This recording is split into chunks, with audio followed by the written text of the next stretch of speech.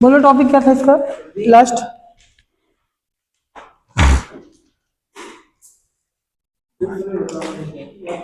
Last बोल दो।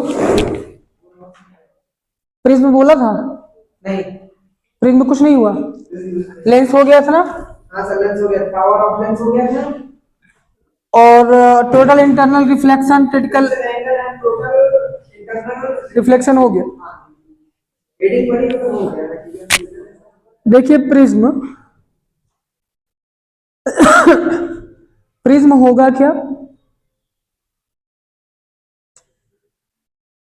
दो प्लेन सरफेस को अगर किसी एक्यूट एंगल पर इसको बेंड कर दिया जाए, मोड़ दिया जाए, और इनके बीच में कोई ट्रांसपेरेंट मीडियम भर दिया जाए, ट्रांसपेरेंट मीडियम जैसे कि ग्लास हो गया, कांच, पूरा यहां तक भर दिया जाए, तो ये जो बनेगा डिवाइस ये आपका हो जाएगा प्रिज्म।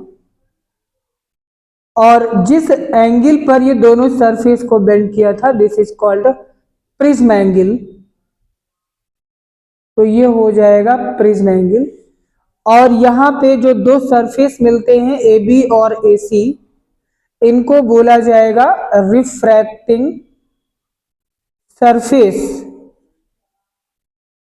इन्हीं दोनों सरफेस से लाइट रेज का रिफ्रैक्शन होगा।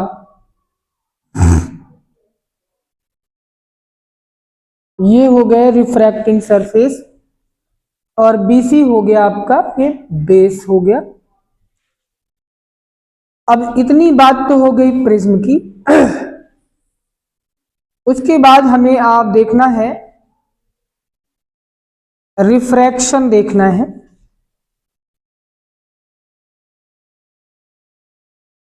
ऑफ लाइट, और वो भी कैसे, बाई प्रिज्म। प्रिज्म के द्वारा लाइट का रिफ्रैक्शन कैसे होगा, फिगर को ध्यान से समझिएगा। एक थोड़ा सा बड़ा फिगर बनाना होगा। ए बी सी ये हमारा है प्रिज्म एंगल ए बी और ए सी दोनों हो गए रिफ्रैक्टिंग सरफेस हो गए। व्हेन अ व्हाइट लाइट मालूम है ना, कॉम्बिनेशन ऑफ 7 कलर्स, लाइट में 7 कलर का कॉम्बिनेशन होता है, इसको आप विग्योर के नाम से जानते हो। ये है white light. White light means हम कह सकते हैं सनलाइट भी हमारी होती है व्हाइट लाइट। अगर आपसे कोई पूछता है कि सनलाइट का क्या कलर होता है, तो कोई कलर नहीं है, वो व्हाइट लाइट है। इसको हम एक व्हाइट लाइट की रेस PQ को रिफ्रैक्टिंग सरफेस AB पर इंसिडेंट किया, तो ये क्या होगी, रिफ्रैक्टिंग सरफेस का जो नॉर्मल है ये रेयर मीडियम से डेंसर मीडियम में जाएगी, तो ये बेंड हो जाएगी टूवर्ड्स नॉर्मल, नॉर्मल की तरफ मुड़ जाएगी, ये मुड़ गई QR डायरेक्शन में। वंस अगेन ये AC सरफेस से रिफ्रैक्ट होगी, फिर से यहां पे नॉर्मल बनेगा। अब जब ये ग्लास टू एयर एंटर करेगी, तब ये क्या होगा, डेंसर टू रेयर जाने में बेंड हो जाएगी अवे टू नॉर्मल, नॉर्मल से दूर हट जाएगी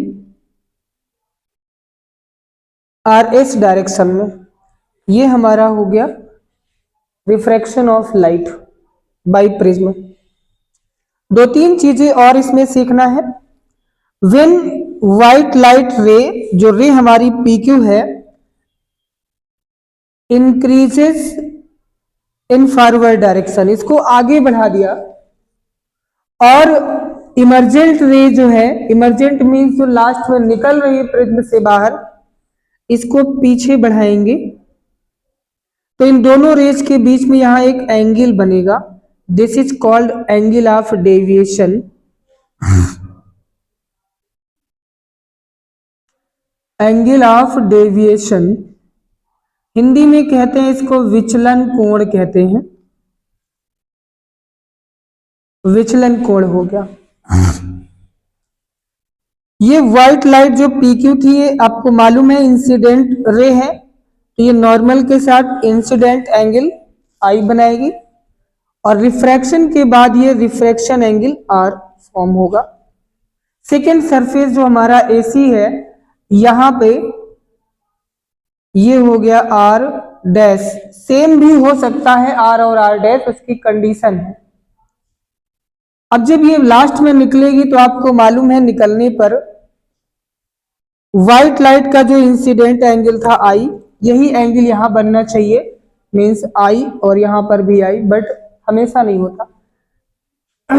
तो यहां पर हम लेट कर लेते हैं I डैश।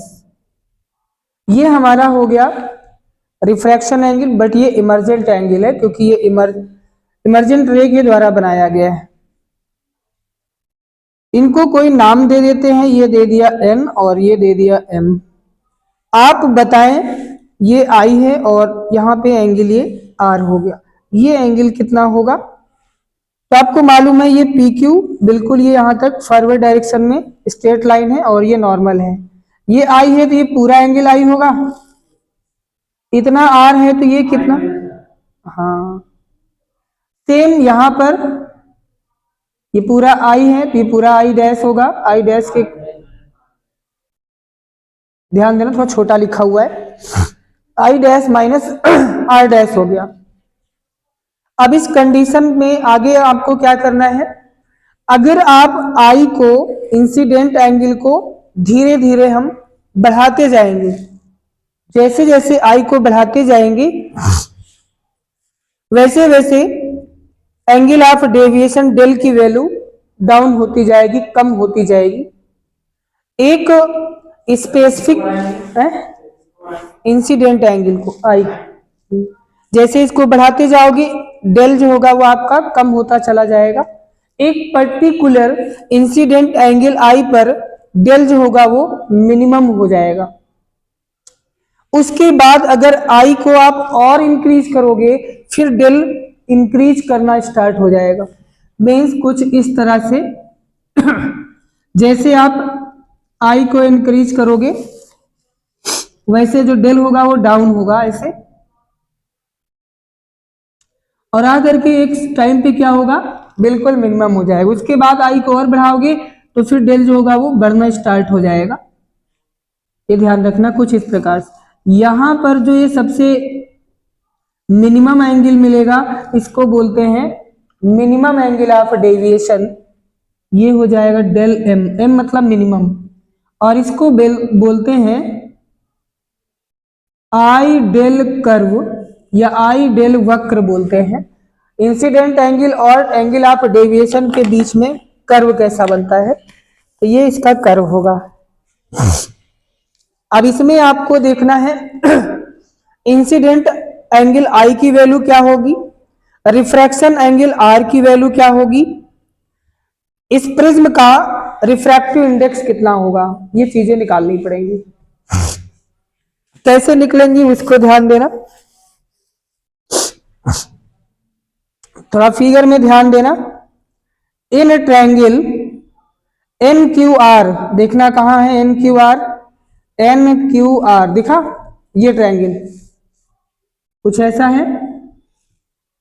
इस ट्रायंगल में बाहर यहां बना है डेल, इसको बोलेंगे एक्सटीरियर एंगल, बहिष्कोण जिसको बोलते हो।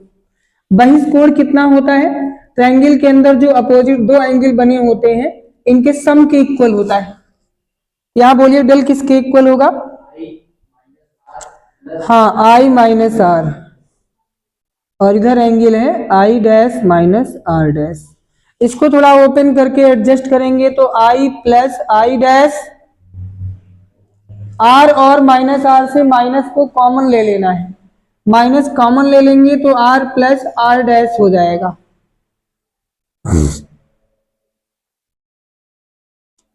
इन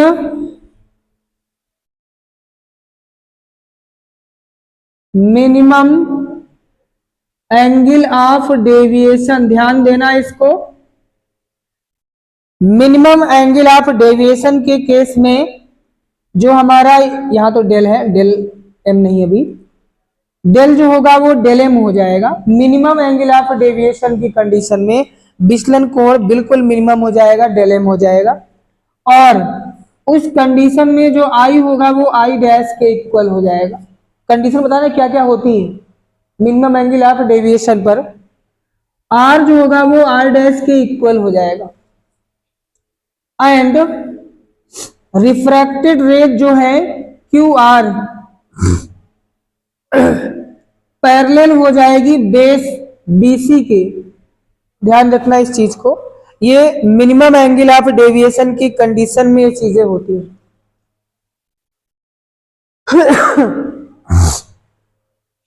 तो इस कंडीशन पे डेल कितना होगा, डेल एम हो जाएगा और आई आई डैश इक्वल हो जाएंगे। आर और आर डैश भी इक्वल होंगे तो कितना मिलेगा 2i माइनस 2r। एक तो इसको स्टेटमेंट याद रखना होगा आपको।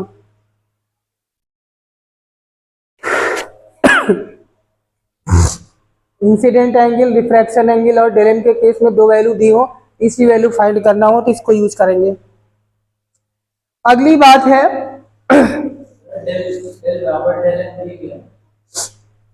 जब मिनिमम एंगल ऑफ डेविएशन होगा तो जो डेल है वो डेल एम हो जाएगा, यानी जो विचलन कोण होगा वो न्यूनतम हो जाएगा, सबसे कम हो जाएगा। उसी कंडीशन पे आई और आई डैश इक्वल हो जाएंगे, आर और आर डैश इक्वल हो जाएंगे। रिफ्रैक्टेड रेज जो क्यू आर है वो बेस के पैरेलल हो जाएगी। इसके बाद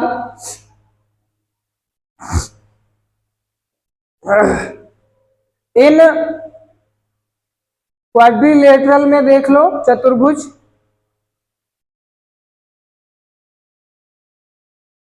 ए Q M are, A Q M are, इस चतुर्भुज में देखना है।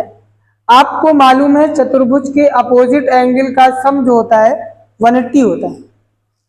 तो एंगल ऑफ ए और एंगल एम ये अपोजिट है, इन दोनों का सम 180 है। 60 कैसे हो जाएगा, अपोजिट का सम। कोई भी क्वाड्रिलेटरल तुम खींच दो, कैसा भी खींच दो, कैसा भी खींचोगे। और दूसरी चीज है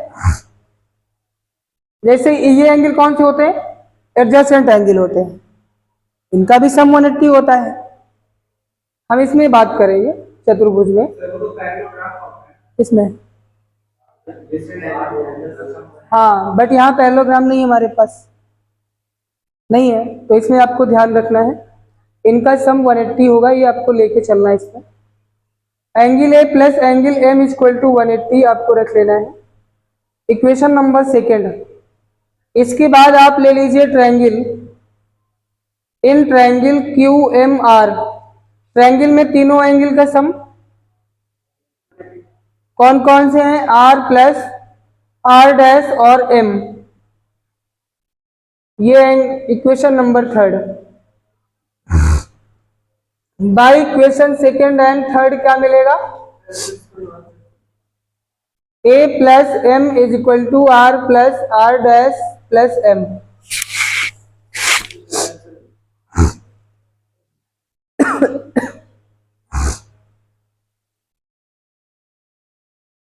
ए is equal to R plus R dash, but आपको मालूम है यहाँ पे आर और आर डैश इक्वल है, इसलिए आर और आर डैश सेम कर देंगे। कितना हो गया 2r। यहां से r इक्वल टू कितना मिला, ये हो गया। अगर आपसे क्वेश्चन में पूछा जाए रिफ्रैक्शन एंगल कितना होगा, तो जो प्रिज्म का एंगल होगा उसका कर देना है हाफ, तो रिफ्रैक्शन एंगल मालूम हो जाएगा। ये कब की कंडीशन होगी, मिनिमम एंगल ऑफ डेविएशन की कंडीशन है। इक्वेशन ले लो फर्स्ट से, बाई फर्स्ट में del M is equal to 2i minus 2, R की वैल्यू है a बाई 2, 2 से 2 कैंसिल हो जाएगा, ये माइनस a ट्रांसफर कर लो तो इधर प्लस हो जाएगा, ये हो गया 2i। i is equal to, ये हो गया हमारा incident angle. According to Snell's rule, क्या होता है, n is equal to refractive index, n is equal to sine I by sine R हो जाएगा। आपने आई और आर निकाल लिया है।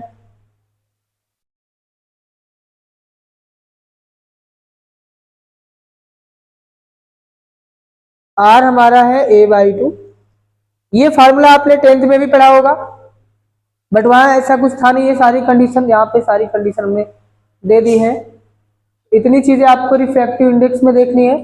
क्या क्या आपको लर्न रखना है, कर्व मालूम रखना, आइडियल वक्र कैसा होता है, फिगर आपको मालूम रखना, पूरा फिगर से क्वेश्चन पूछ सकता है। यहाँ पे ये जो इक्वेशन बना है, हर एक लाइन यहाँ पे इंपॉर्टेंट होगी। कुछ चीज लाइन है जो इंपॉर्टेंट नहीं है, जो यहाँ पे सॉल्व किया है, बाकी यहाँ पे सारी चीजें हैं। मिनिमम एंगल आप डेविएशन की चीजें याद रखना, आर आई एन फार्मूला। जल्दी करिए, इसमें आगे और बढ़ते हैं। इतने ही लोग आए थे क्या, लड़कियां थी, कब गई हैं? जब सर से बात हुई इसके बाद गई हैं।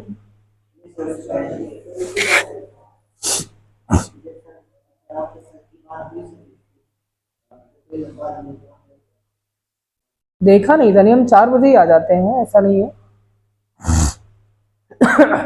बेटा इसको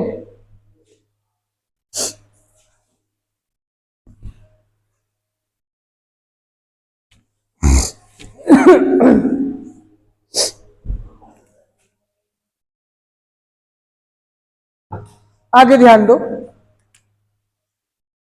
यहां पे ले लेते हैं केस नंबर फर्स्ट।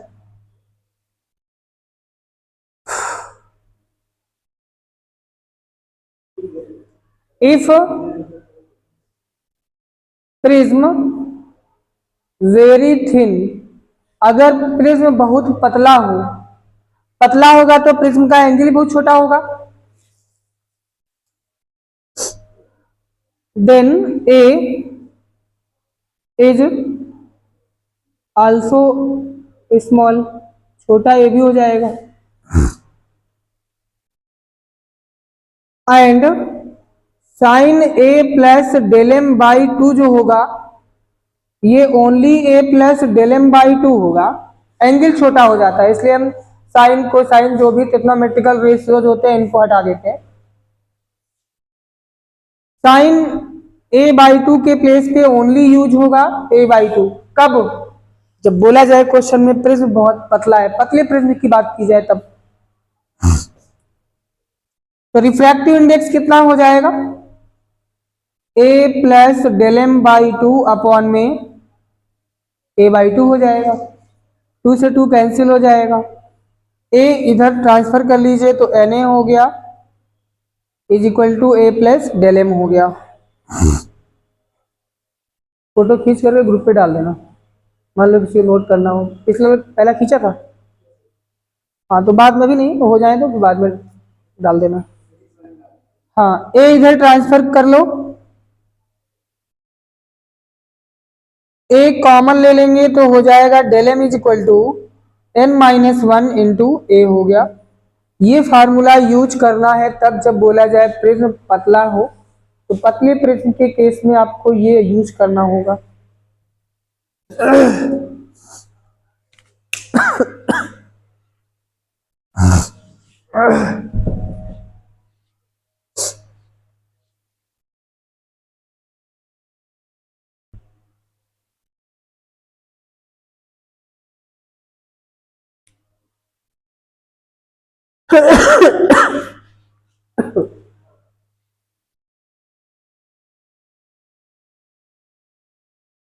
इतना, इसके बाद कोई क्वेश्चन तो है नहीं, चलो क्वेश्चन बाद में कराएंगे। कल क्लास होगी, शायद क्लास होगी, छुट्टियां इस महीने में ज्यादा हो गई थी। तो प्रिज्म में आपको इतने फार्मूले पढ़ने होंगे। इसके बाद कुछ और हैं, जब कलर डेविएशन की बात आती है और आपने पढ़ा है एंगुलर डिस्पर्सन, डिस्पर्सन पढ़ा है, डिस्पर्सन ऑफ लाइट हिंदी में है?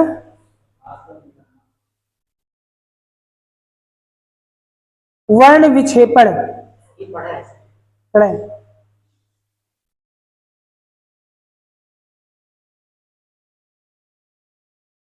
वर्ण विक्षेपण, ये हो गया हमारा परिचय। जब इस पे आप व्हाइट लाइट इंसिडेंट करोगे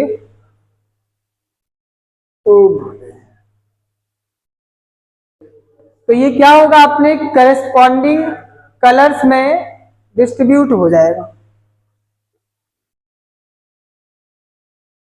हमने 3 खींचा और नहीं लिया है।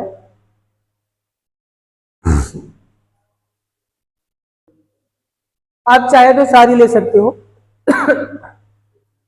सबसे ज्यादा डेविएशन किस कलर का होता है, यानी सब, तो यहां होगा वायलेट, सबसे कम रेड, बीच में होता है येलो कलर, इसको बोलते हैं मीन कलर, माध्य रंग बोलते हैं। इसके बीच में और सारे होंगे, वी आई बी जी तो ये सब हो जाएंगे।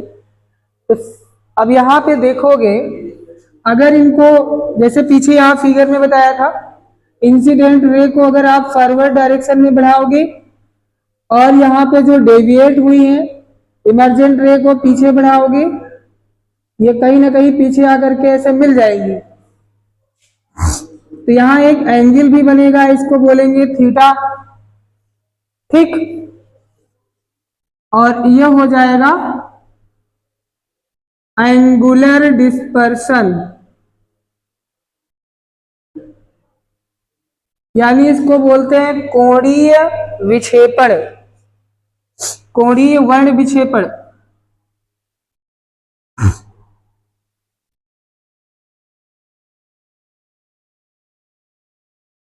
आपको पीछे भी बोला था, इमर्जेंट रे पीछे बढ़ाते हो तो इंसिडेंट रे के साथ जो एंगल बनाती है वो हमारा डेविएशन एंगल होता है।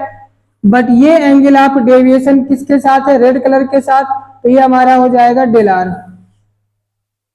और सबसे नीचे जो है ये कितना होगा, डेल वी, वायलेट कलर के लिए हो गया। ऐसे ही अगर येलो के लिए बनाओगे तो डेल वाई हो जाएगा। हमें थीटा चाहिए, बताओ ये कितना एंगल होगा, ये डेल वी है। अच्छा, डेल वी से डेल आर माइनस कर दे तो ये मिल जाएगा कितना एंगल तो theta is equal to del V minus del R. इसको याद रखना, ये हो गया एंगुलर डिस्पर्सन, कोणीय वर्ण विक्षेपण हो गया डेल वी। अच्छा, जब क्वेश्चन पूछेगा तो इसी फार्मूले का होगा, लेकिन जरूरी नहीं है कि वो डेविएशन एंगल के केस में हो सकता है वो रिफ्रैक्टिव एंगल के केस में हो। तो यहां पे क्या करना है, आपको मालूम है del M is equal to क्या पढ़ा आपने, del M is equal to क्या पढ़ा है, केस नंबर 2 बना देते हैं यहाँ पे, del M is equal to N minus 1 into A, ये है। यहां पे बनाओगे for red colour, red colour के लिए डेल आर कर दिया, क्या बनेगा N R minus 1 into A. Angle आप प्रिज्म को चेंज नहीं होगा क्योंकि प्रिज्म वही यूज करना है। एंड ऐसे ही बताओ डेल वी क्या होगा, N V minus 1 into A, इसमें रख दो। तो एंगल ऑफ डिस्पर्सन क्या होगा, एंगुलर डिस्पर्सन, डेल वी की value N V minus 1 into A minus del R की value N R minus 1 into A. पूरे से आप ए कॉमन ले लीजिए, यहां ब्रैकेट ओपन होगा, बाहर माइनस है, साइन चेंज हो जाएंगे, ए कॉमन हो गया, माइनस 1 प्लस 1 कैंसिल हो जाएगा। तो ये होता है N V minus N R into A. ये कब यूज करोगे एंगल ऑफ डिस्पर्सन में, जब आपको रिफ्रैक्टिव इंडेक्स दिए जाएंगे रेड और वायलेट कलर के, तब यूज करना है। अगर यहां से पूछा जाए पावर ऑफ एंगुलर डिस्पर्सन, जिसको बोलते हैं वर्ण विक्षेपण क्षमता। पढ़ा है? नहीं पढ़ा?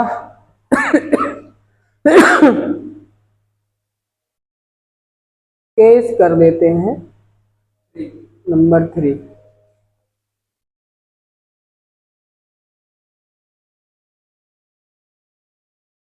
पावर ऑफ एंगुलर डिस्पर्सन, वर्ण विक्षेपण क्षमता।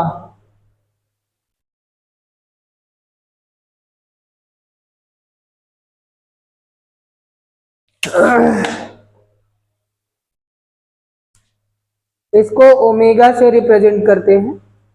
होता क्या है, ये वायलेट और रेड कलर के बीच जो एंगुलर डिस्पर्सन होता है थीटा, यानी angular dispersion between violet and red colour, और मीन कलर का जो डेविएशन एंगल होता है उसके साथ ratio power of angular dispersion होगा। थीटा कितना है हमारा, del V minus del R है ये, और ये हो गया डेल वाई। तो याद रखना ये भी फार्मूला हो गया, ये भी है। सेकेंड और भी मिलेगा, del V minus del R की वैल्यू अगर रख दोगे रिफ्रैक्टिव इंडेक्स के केस में, ये है ना, del V minus del R equal to theta और थीटा इक्वल टू ये है, यहाँ पुट कर सकते हैं N V minus N R into A. Del Y violet colour yellow colour के लिए बताइए क्या बनेगा, यही से बना लो, N Y minus 1 into A से कैंसिल हो जाएगा। सॉरी,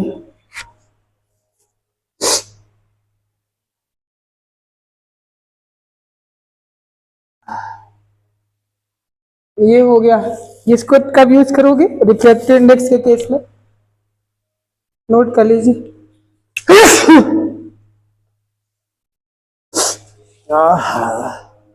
जुकाम हो गया यार।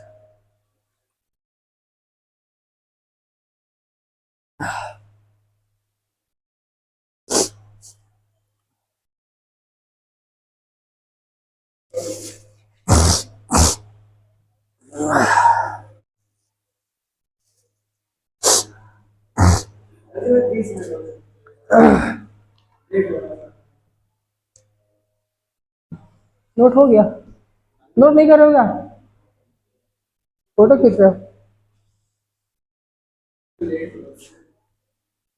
बुक नहीं ले रहे, क्वेश्चन करा देते कुछ एक दो।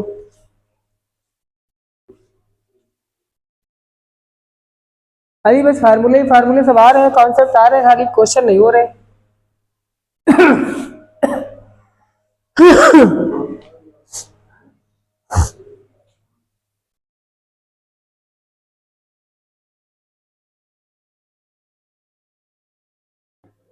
जब कलर की बात आई है तो यहाँ पे और चीजें देख लो। मैक्सिमम वेवलेंथ किस कलर की होती है, बोलो, तरंग दैर्घ्य। अरे नहीं भैया,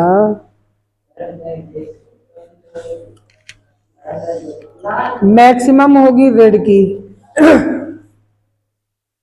रेड होने के कारण या मैक्सिमम वेवलेंथ होने के कारण डेंजर सिग्नल रेड होता है। सनसेट और सनराइज के समय सन का कलर रेड होता है। अगर आपसे पूछा जाए कि सनराइज और सनसेट के टाइम सन रेड क्यों दिखता है, बिकॉज रेड की वेवलेंथ क्या होगी, मैक्सिमम होगी। तो रेड होगा और वेवलेंथ मैक्सिमम होने के कारण क्या क्या इंसिडेंट होंगी,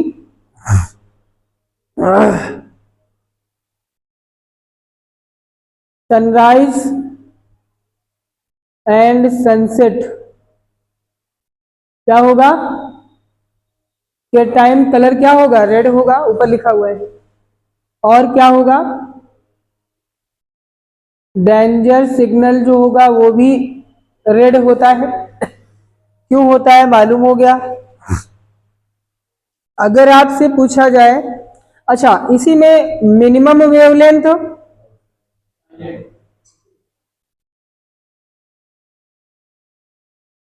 मिनिमम वेवलेंथ की बोला जाए तो वायलेट होगा, बैंगनी कलर हो गया।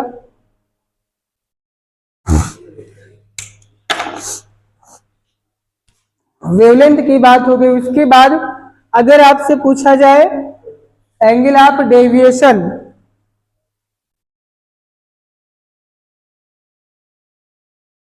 एंगल ऑफ डेविएशन मैक्सिमम किस कलर का होगा। आप वेवलेंथ सिर्फ रेड की बोलेंगे। और दूसरी चीज अगर आपसे पूछा जाए क्रिटिकल एंगल, वो भी रेड के लिए मैक्सिमम होता है। बाकी सारी चीजें वायलेट की मैक्सिमम होंगी, ऐसे याद रखो।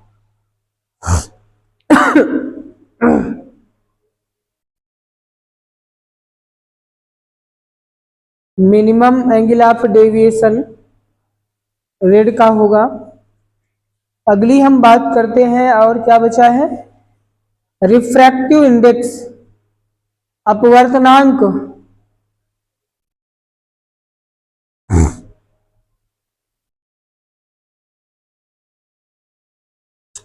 मैक्सिमम किसका, वायलेट। मिनिमम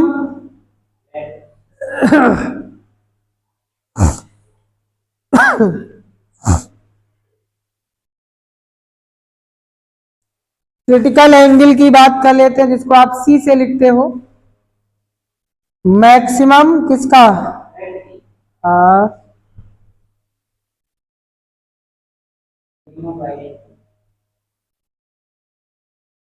ये कुछ और पॉइंट हो गए। अगर हम रिफ्रैक्टिव इंडेक्स की बात करें, किसका कितना होता है, कुछ याद रखना है। रिफ्रैक्टिव इंडेक्स होता क्या है, हार्डनेस और सॉफ्टनेस को इंडिकेट करता है। किसको बताएगा, हार्डनेस एंड सॉफ्टनेस मीन्स कौन सा ऑब्जेक्ट कितना सॉफ्ट होगा और कितना ही हार्ड होगा। सबसे हार्ड कौन सा सब्सटेंस होता है, डायमंड। तो जो जितना ज्यादा हार्ड होगा उसका रिफ्रैक्टिव इंडेक्स उतना ज्यादा होगा। तो बता चुके हैं ऊपर, रिफ्रैक्टिव इंडेक्स कलर के केस में किसका मैक्सिमम और किसका मिनिमम होगा। अब यहां पे हम बात करते हैं फॉर ग्लास। ग्लास का रिफ्रैक्टिव इंडेक्स कितना होगा, n इज इक्वल टू 1.5 या फिर 3/2। फॉर वाटर, वाटर का 1.3, फ्रैक्शन में निकाल सकते हो, कन्वर्ट कर लेना। डायमंड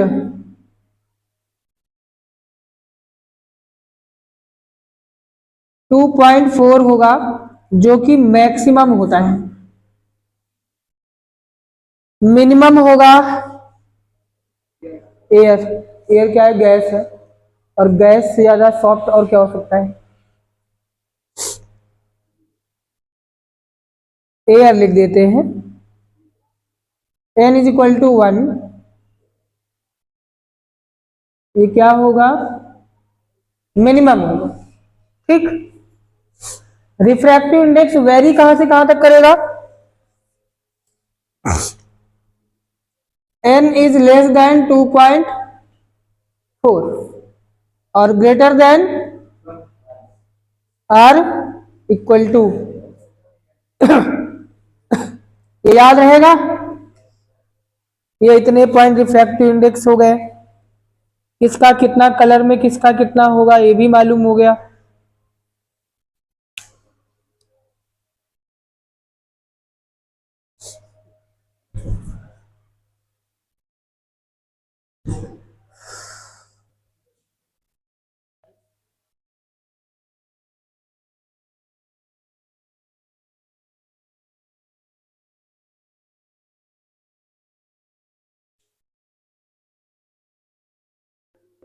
हाँ?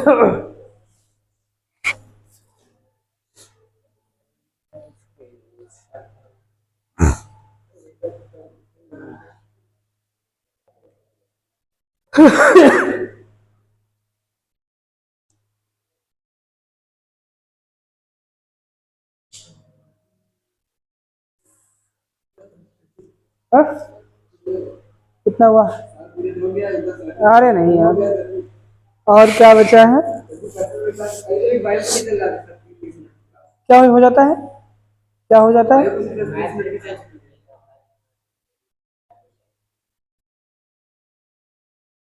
लॉर्ड रेले रूल मालूम है? हैं? रेले,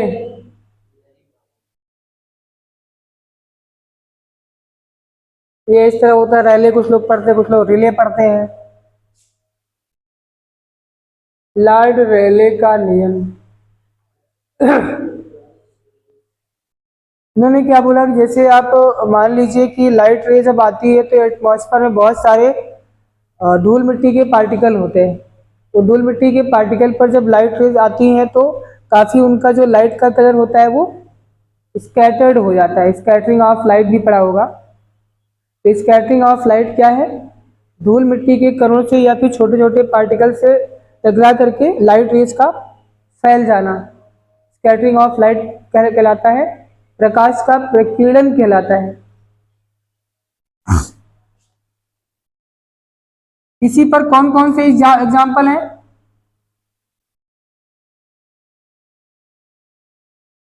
स्कैटरिंग ऑफ लाइट, प्रकाश का क्या होता है? प्रकीर्णन। प्रकीर्णन का मतलब क्या होता है? फैलाव, प्रकाश का फैलना। इस पे कौन कौन से केस बनते हैं और कैसे फैलता है बता दिया है कि पार्टिकल पे लाइट रे आकर के इंसिडेंट होती है, वो पार्टिकल वाइब्रेट करेगा और अपनी लाइट को वाइब्रेशन के थ्रू एमिट करेगा, अपने दूसरे पार्टिकल को, वो तीसरे को, वो चौथे को। इस तरह से पूरे एटमॉस्फेयर में लाइट का कलर फैल जाएगा। इसी पर डिपेंड होता है स्काई का कलर, जो आसमान का कलर होता है नीला होता है।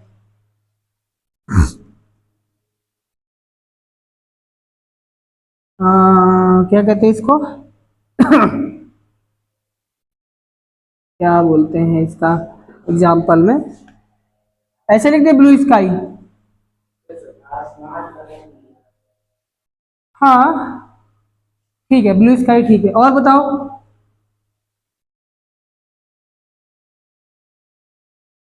ब्लू कलर,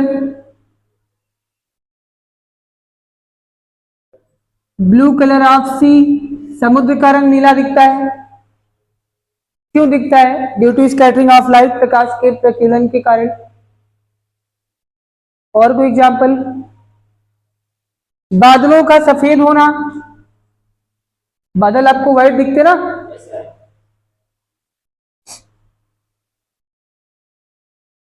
व्हाइट क्लाउड, सफेद बादल जो दिखाई पड़ते हैं, सब इसी के रीजन है। ध्यान देना, अगर आपसे इनमें तो कोई भी पूछता है कि बादल सफेद क्यों दिखते हैं, तो प्रकाश के प्रकीर्णन के कारण। और समुद्र का रंग नीला दिखता है,